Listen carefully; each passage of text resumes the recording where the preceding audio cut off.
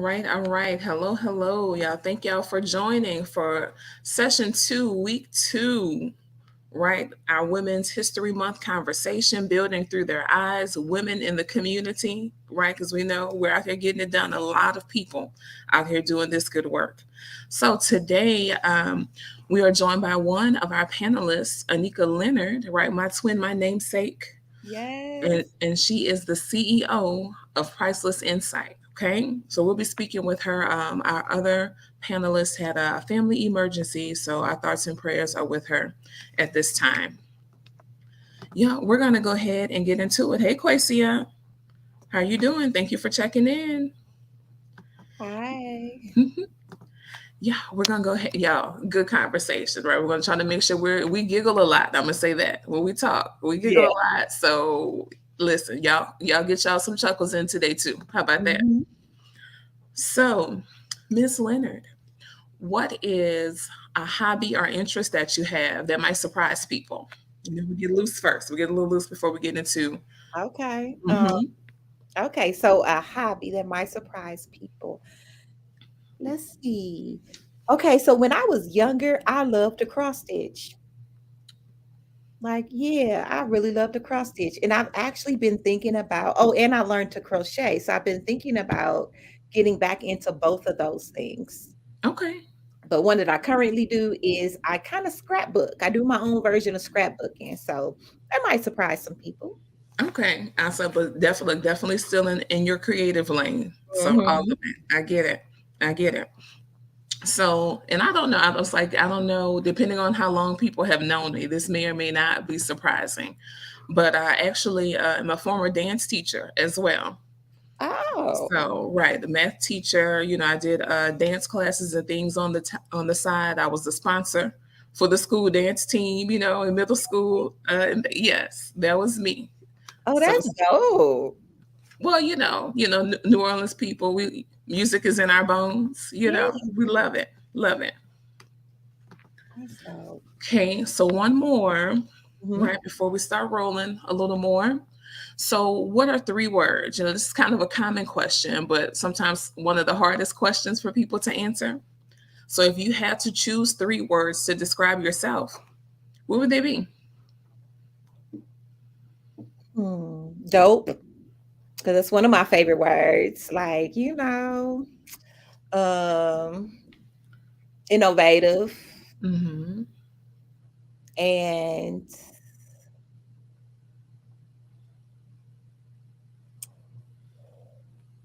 hmm, dope, innovative, and empathetic.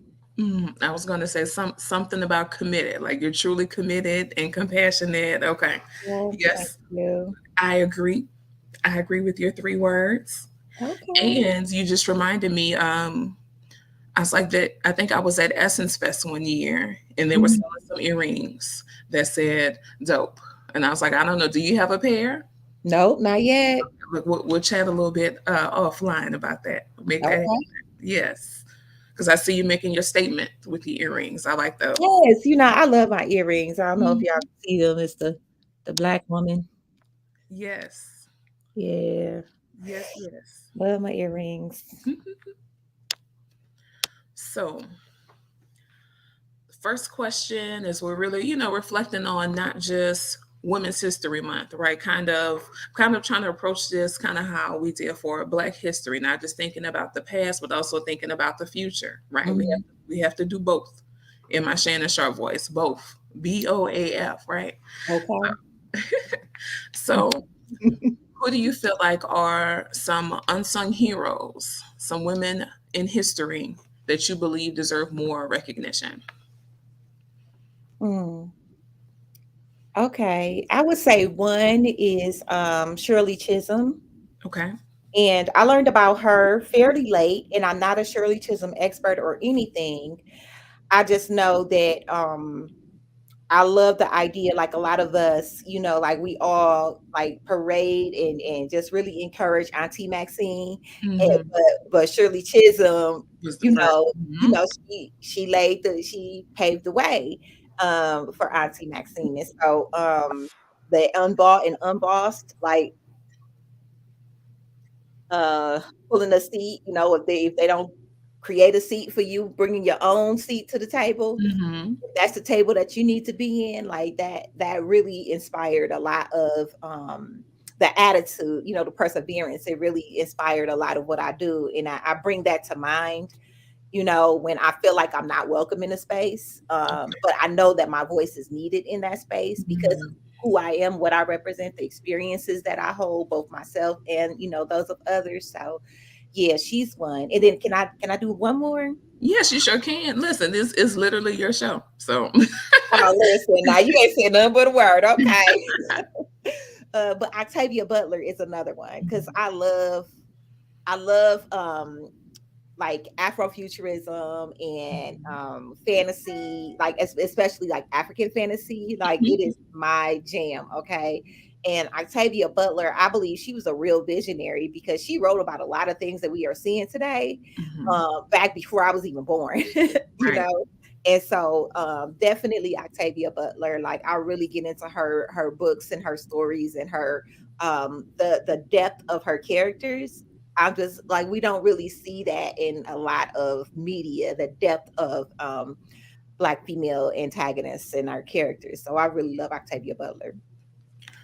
Look, so listen, you reminded me of a few things. So definitely, you talked about Shirley Chisholm first. So, when I was in the classroom, we were doing different programs and things. That was we would have students be like live historical figures, if that makes Mhm, sense. And mhm, so, like so not just like the speech, you stand up there and give your speech, but they had to dress, embody, they had yeah, props and things. And so there was a young lady who was Shirley Chisholm, and it was just a really cool moment because after she mm, learned about Auntie Chisholm, right, she decided that she wanted to get into politics. So she was working and she had set her goal at that point. So I thought that was a really cool moment. So when you said that, I had to smile and yeah. shout out to Rosie, right? Yes, shout out to Rosie. And when you talked about the Afro future and Afrofuturism, there was recently, I think it was, I don't know if it was the South African Fashion Week, but that was like the theme. So if you Yes. did you see some of those, Mhm, man, mhm, yes, mhm, very big deal.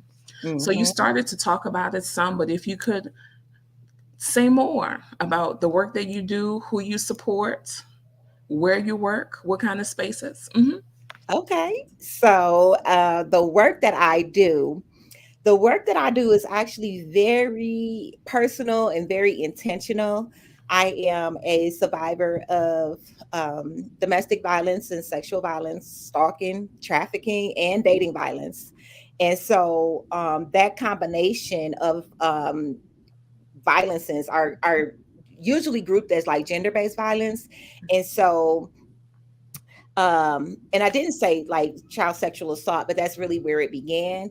And Hmm. so with those experiences, I didn't really know that like a lot of things that were happening weren't my fault, because of a lot of other contributions and adversities. I kind of just started to place everything that happened in my life on me, including stereotypes from the larger society, including things that I would see in the community, violence that I would witness in different people's homes, things of that nature. I would like place all of that on myself. Um and so the work that I do now is to help Black girls, femmes, and gender expansive youth basically unpack the experiences that they have, the trauma that they've experienced, pretty much any adversity that they can come across, so that they can, get to the truth of who they really are, not who people say they should be, not who people want them to be, not the inherited intergenerational curses, but like who they really are and who they are meant to be in this world. So I work with teens, with young adults, and Black women as well. And I basically just create this pipeline for us to like really encourage and support each other. We have intergenerational groups going on at times. We do work within schools, and we do work within Milwaukee, Wisconsin, and the state of Wisconsin. But then also, I moved to North Carolina, and so I will be actually launching my programs this summer and this fall. So I'm so excited. And I'm doing actually it's what's called ecotherapy. So connecting the work that I was already doing with unpacking the trauma with healing through Mother Nature as well. So yeah, I do work, but it's fun. Listen, and when you said that's really what I thought. Maybe you would say is your hobby, not that it's your hobby, but talking about the farming side, like the more because I know you've been learning more about the agriculture and just with the Mhm. different, herbs and just natural plants, right? Just Yeah. what they're used for and what is there for us to help the healing process. So Mhm. and facilitate. I'm saying help, but to facilitate that healing process for sure. Mhm. Absolutely. Yes, Absolutely. I think nature is a very underutilized resource. it is. It is. But God gave us everything that we needed. So we just Exactly. have to know though. So for a lot of people it is that re-education or Mhm. educating period, a shift in mindset to not Mhm. reach for the medicine cabinet necessarily, but to reach in the ground of the eco, right? Like you Yeah. said, the eco And therapy. remember, Mhm. and remember, because there's healing there, and I'm guilty of it too. Like I'll reach in the medicine cabinet and I'll look for other things outside of myself to help me heal, and that's how I know that I can find healing in nature because like. I'm literally a walking example, and I have to be reminded the same way the participants that I work with, my community, the same way my community does, the same way youth do, the same way my friends do, my family. Like, there's really not much separation. So yeah. Okay. Okay. All right, so we looked back a little bit. Now we're going to anchor ourselves in the present. So, who are some current women that you believe are making some significant contributions in society today? Mm. Well, I would be remiss if I didn't mention Casey Hey, because I was thinking for sure. For sure. yes, yes, Mhm. yes. And what's Casey's last? Is it Richardson? Yes, Casey Ariel Richardson. It's Yes, still, uh-huh. yes. Uh-huh. So Anika and I met on this platform called Blaze, and it's building leaders accepting zero excuses. And Casey Richardson is the founder of Blaze, and she pulls together Black entrepreneurs, Black female entrepreneurs from across the globe, and provides a platform for us to share, to learn, to just be ourselves. It is so dynamic. Mhm. And it's basically like an ecosystem in and of itself. It is It just is. brilliant. And so I have to, shout out Casey. Yes, shout out to Absolutely. Casey. Shout Yes. out to Casey. Another one, I mean, like I've met a lot of people through Blaze. Yeah. So Yes. another one I would say Lindsay Peel. Okay. And Lindsay and Casey have partnered together and they have created this Afrofuturism kind of right, like I don't understand all the Web3 stuff, but they doing some stuff. So Yes. just check Well, it out. yes. But they are doing some amazing things. But what I love about both of these women is that like it's not just show. It is not like I'm just gonna get on here and I'm gonna be this brilliant, amazing person, but you can't reach me after hours, or you can't, Mhm. like everything is real, 100% authentic. I injured myself not too long ago, and Lindsay found out, and she said, "What do you need?" And I told her what I needed. And next thing I know, it was at my door. Like that's the kind of sisterhood that's there and that's being built. And so, like, I absolutely 100% hands down support. And of course, I gotta shout you out, Nika. Like, you dope. Like you are Th- dope Thank from you. all Thank of the you. conversations that we've had, the connections. Like you are a person who is not afraid to reach out and say, "Hey, look, this is who's in my network who may be able to connect with you and help further and add value to your, work." And like, so I just really, really, really appreciate those authentic, genuine connections where there is no hidden anything. It is just pure love, and everything is for the betterment of the community. So I'm gonna name you three. Oh, and Nina, and Nina is also a part of the Blaze Network, and dope, just dope. Listen, so first I'm again say thank you for that, because I believe in community. Sometimes I've talked about it that I almost feel like sometimes I have to check myself to make sure that I'm not looking with rosy glasses, Of looking course. at yesteryear too much. Like, we're in this time in this space for a reason, not Mhm, the past, but we're mhm. all supposed to look back. I know Exactly. this came up, I think with the last ladies, we talked about Sankofa. We are supposed to look back so we can Mhm. make sure we understand and move a certain kind of way so that the future looks a certain kind of way, basically. Absolutely. Mhm. So doing this community work, like it's all about relationships and connections to me. Like that's the beginning and end of everything. Absolutely. So look, without oversimplifying it. Exactly. Exactly. Yes. Well, I was going to ask you about partnerships or collaborations. I'll say you gave some shout outs. Are there any other partnerships or collaborations that have been, um, that have been shifting, very Mhm. valuable for you in your work? Absolutely. Okay, so I can shout out some folks in Milwaukee, right? Like, Okay.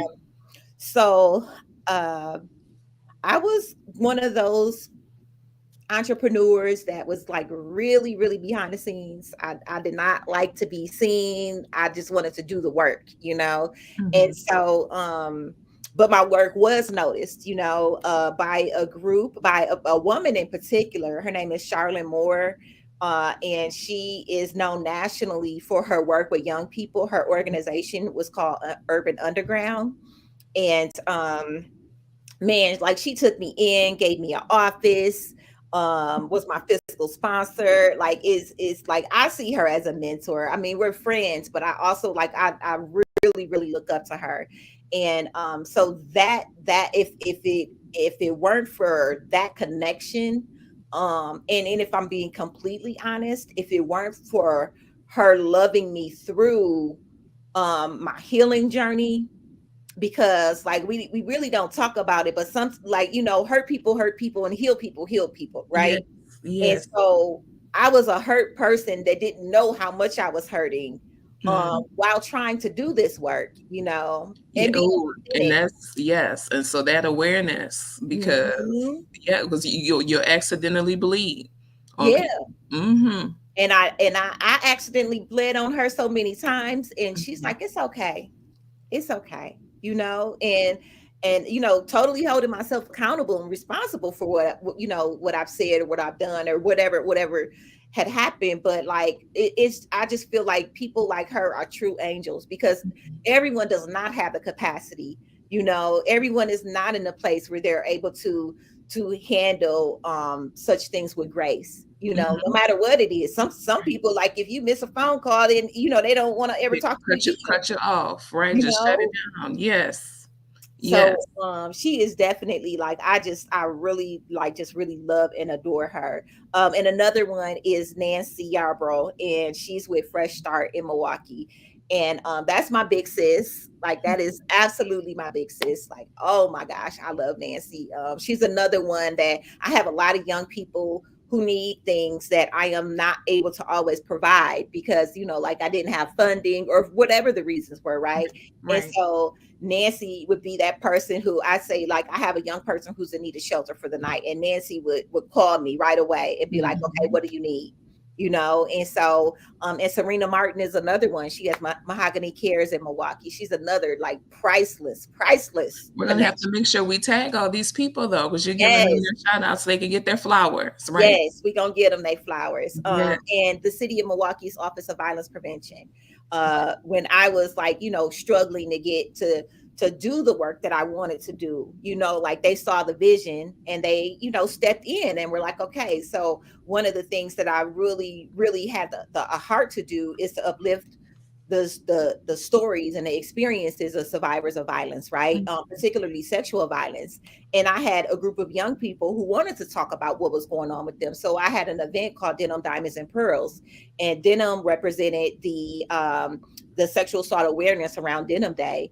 Diamonds represented the curriculum. Diamonds are forever priceless that I'm authoring. And then Hmm. pearls is pearls of wisdom, like, what have we gained from this experience? Even though we may not see it then, like, in retrospect, did we Right. learn something? Did we is there something we can share with, and I'm very Listen. huge on that part, right? Because it's something that you can say that can trigger healing in someone else. It doesn't always have to trigger pain, you know. And so I wanted this event where survivors could come and speak out and say, like, hey, this happened to me, and be supported by other survivors, particularly young people, because I wanted them to see adults speaking their truth so that they can also speak their truth, right?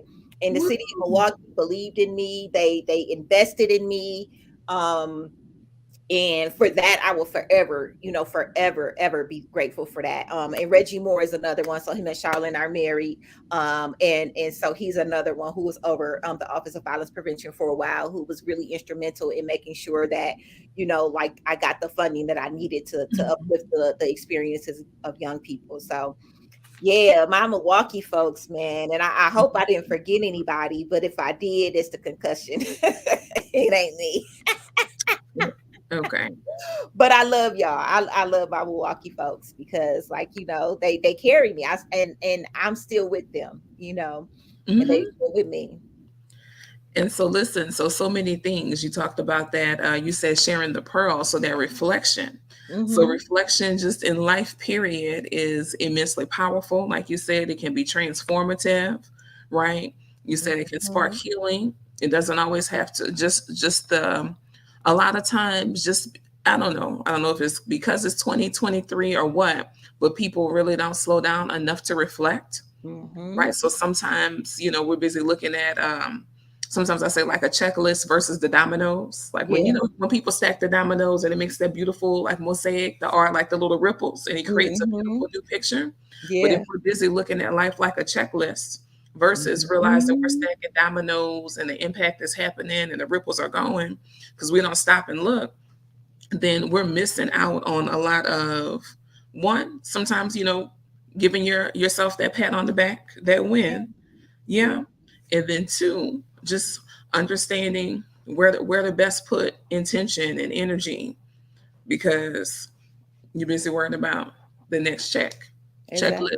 the next check mark on your Mm-hmm. checklist. So yes. Then you said the adults speaking on their truths and letting the young people listen, because I often give, like, how much am I going to say? No, I'm gonna say it, because I often give, a lot of adult side eye, because there's, I don't know what the gap is, what the miss is when people talk about the youth. And I'm like, y'all, but they're showing us and telling us what they need. But so many of us either don't know what we're Mm-hmm. looking for, or we don't recognize it as a certain kind of feedback that they need Yeah. support in blank area, right? Mm-hmm. Slash, we're so busy living this curated adulthood as though we have it all together and as though we always did, and it's Mm-hmm. lies, and it's not the truth. So we're frustrated that young people won't talk to you, or, I mean, well, would you talk to someone that you feel like wouldn't understand, doesn't understand, because you haven't showed them or made them understand that you actually do, that you made some of those same mistakes, and No. Cause so. yeah, they busy. They busy. It's all for the gram. It's all for TikTok. Cause it's even worse now to me. Like everybody's put together. It's Everybody's curated. It is definitely curated. it's even worse. Yeah. And Mhm, I didn't talk to adults in my life, you know, which is why I had kind of a hard road. mhm. You know, trying to figure out like who I was and who I wasn't and all of that stuff. So yeah, it's mm, Yeah, I mean, definitely a disconnect.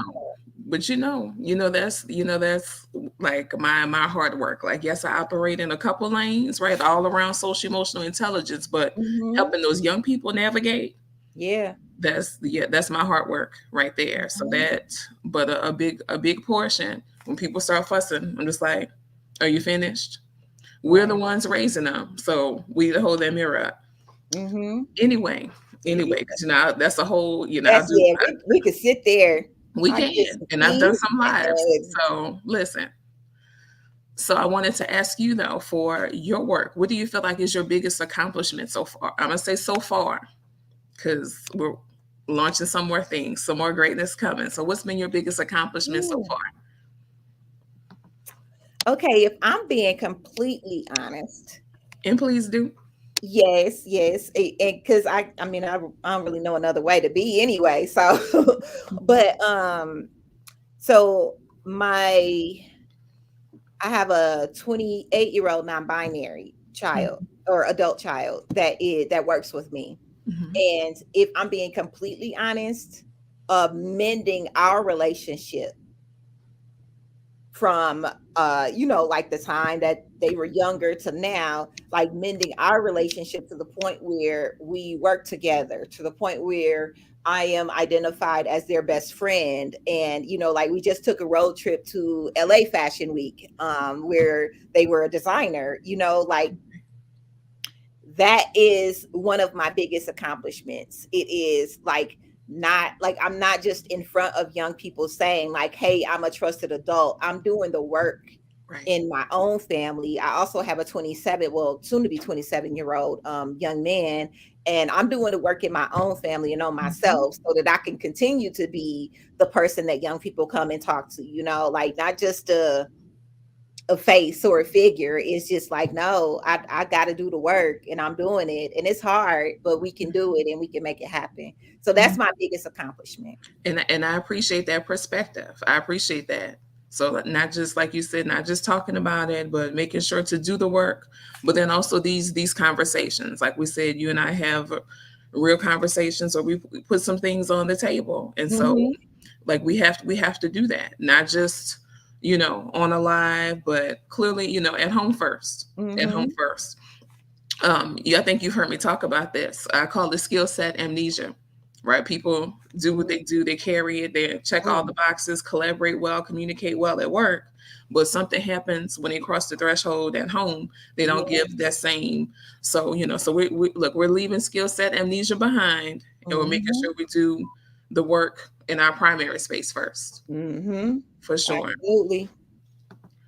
All right, Absolutely. so Miss CEO Anika Leonard, where Mhm. can people connect with you if they want to learn more about your programs, have some follow up questions, they just need to connect with you? Where are you? How can they find you?